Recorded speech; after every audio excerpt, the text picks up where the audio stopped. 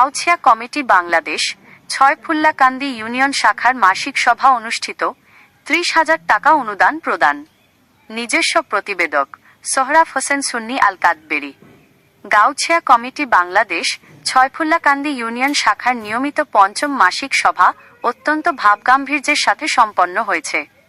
সম্প্রতি দড়িভেলা নগরস্থ ফানাফিস শাইখ মুহাম্মদ আবু বকর সিদ্দিক রহমতুল্লাহ আলাইহের দরবার সংলগ্ন সৈয়দিয়া সিদ্দিকিয়া সুন্নিয়া হাফেজিয়া মাদ্রাসায় এই সভা অনুষ্ঠিত হয়।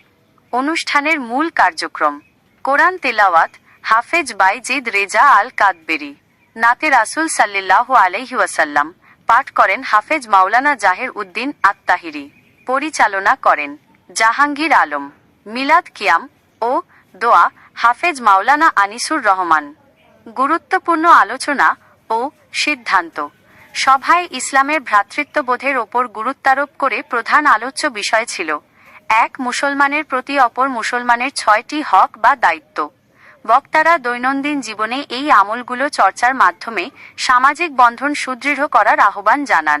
এছাড়া পীর ভাইদের প্রতি নিয়মিত মাসিক গিয়ারভি শরীফ ও সাপ্তাহিক গাউছিয়া শরীফ আদায়ের আহ্বান জানান সোহরাফ হোসেন সুন্নি আল কাদবেরি।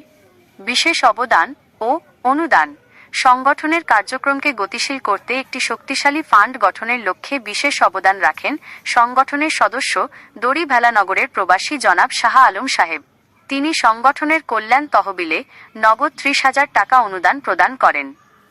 সভার শেষ পর্যায়ে জনাব শাহ আলম সাহেবের মরহুম পিতা, মাতা, নানা, নানি, আত্মীয় স্বজন এবং বিশ্ব মুসলিমের শান্তি ও সমৃদ্ধি কামনা করে মিলাদ কিয়াম ও বিশেষ মোনাজাত করা।